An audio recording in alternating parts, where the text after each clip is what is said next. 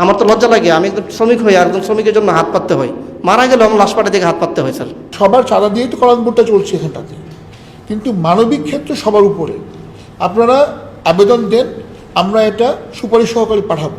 দুইজন অসুস্থ রোগী স্যার, একজন 22 মাস হসপিটালে ভর্তি, তার আকামা নাই 13 বছর যাবৎ, তার নামে সফর বামনু ছিল।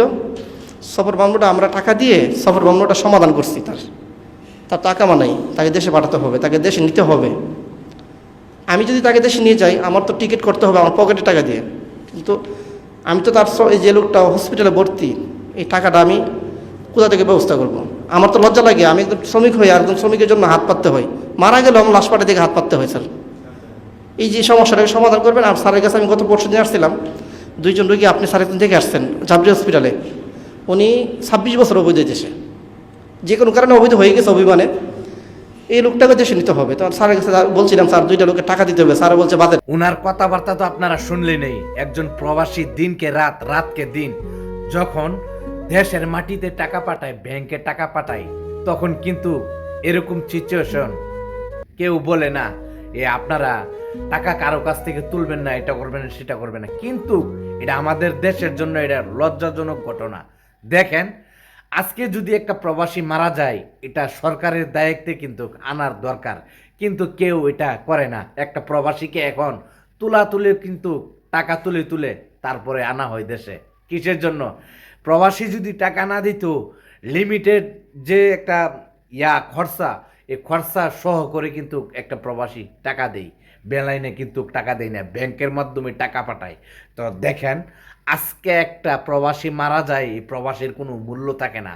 আরও কি বলে একটু শুনেন কথাগুলো। আপনি আবেদন করেন, আবেদন করে আমরা দেখব।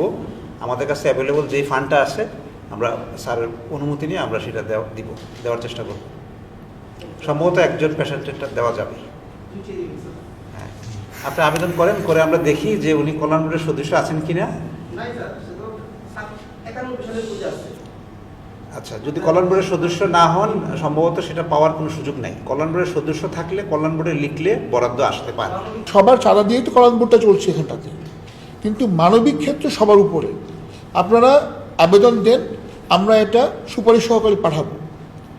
এখানে আসার পরে আমি যেটা বলেছি যে কোনো লাশ এখানে 1 সপ্তাহের বেশি যারা কোনোভাবেই না থাকে, যা বাজেট ছিল, যদি কেউ মারা যান, যার কফিল আছে, কফিল নিজের চোখ দিয়ে দেখলেন আর নিজের কান দিয়ে কিন্তু শুনলেন, একজন প্রবাসীর জন্য আরেকজন প্রবাসী ভাই যে কি করছে নিজের চোখে কিন্তু দেখলেন।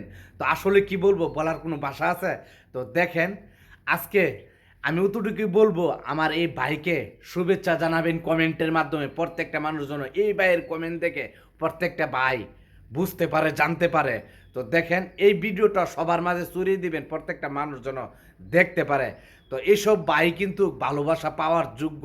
আমি হাজারো সিলুট জানাই এই প্রবাসীকে, হাজারো সিলুট জানাই।